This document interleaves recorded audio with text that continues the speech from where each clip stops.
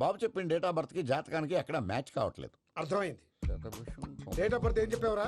December 13th. ఏ సంవత్సరం? ప్రతి సంవత్సరం. ఎదవ తెలివితే అట్లు చూపించకు. ఎందుకండి తక్రారు? 1985 అని ఇక్కడ మెన్షన్ చేశాడు. బాబు ఏంటి అలా కొట్టుకుంటున్నాడు? అబద్ధం చెప్పినప్పుడల్లా అలా కొట్టుకుంటాడండి. నిజం చెప్తే నేను ఎవరైనా కొడతారా? Why are you wasting my time? అసలు విషయం నేను చెప్తాను పంతులు గారు. మీరు ఆగండి, నేను చెప్తాను.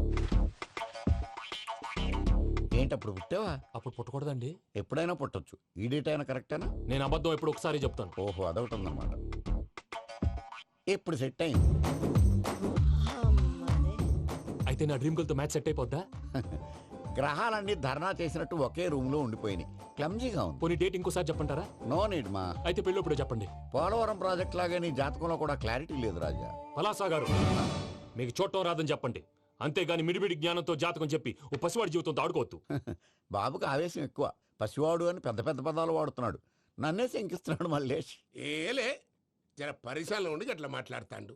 నువ్వే మంచి మనసు చేసుకుని ఇష్టం ఎందుకు చెప్పరాదు? దాన్నే ఉందిలేరా మళ్ళీ.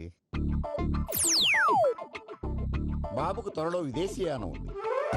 ఇది కరెక్ట్ గా చెప్పారు. నీకు దైవభక్తి కూడా ఎక్కువ. ఇది కరెక్టే.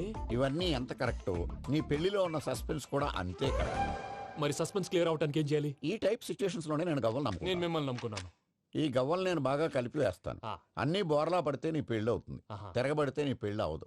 సగం అటు సగం ఇటు పడితే ఎటు కాకుండా పోతాం. ఏంట్రా మళ్ళీ ఇది? దేనికైనా లిమిట్ ఉంటుంది కదా. నోటుకొచ్చి వేస్తానమ్మా.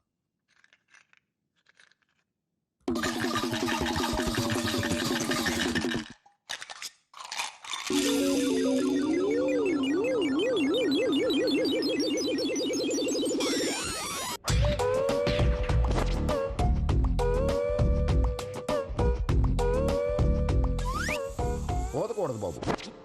జాతకం మనం రాయకూడదు. ఆ. ఉన్నది చదువుకోవాలి. దీని అర్థమైంది పంతులు గారు. మీవాడు కూడా ఈ గవ్వలాగే ఒంటరిగా మిగిలిపోవచ్చు. అలాంటి మాటలు అనొద్దు పంతులు గారు. ఇంకోసారి ట్రై చేయండి. తప్పు బాబు. సృష్టికి విరుద్ధంగా ఏ పని చేయకూడదు. అది కాదు, ఇంతకు మీరు సరిగా కలపలేదు. ఏం పెద్దమ్మా? పిల్లగాడు చెప్తున్నాడు కదా, ఇంకో పాలంటే ఏ రాదయ్యా? ఆవేశపడకండమ్మా, అలాగే వేద్దాం. ఏముంది ఇందులో? ఒకసారి కాపాడుతు లేస్తున్నాడు.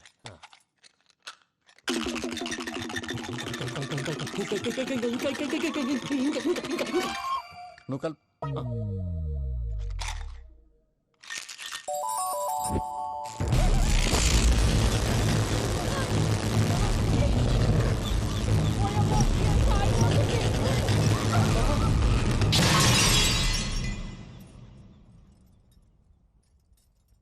చూసావా, ప్రకృతి విరుద్ధమైన పనులు చేస్తే ఎలాంటి ఫలితాలు వస్తాయో. దానికి దీనికి సంబంధం ఏంటండి? నిజానికి జాతకం వల్ల లైట్లు పేలకూడదు. ఇల్లు పేలిపోవాలా?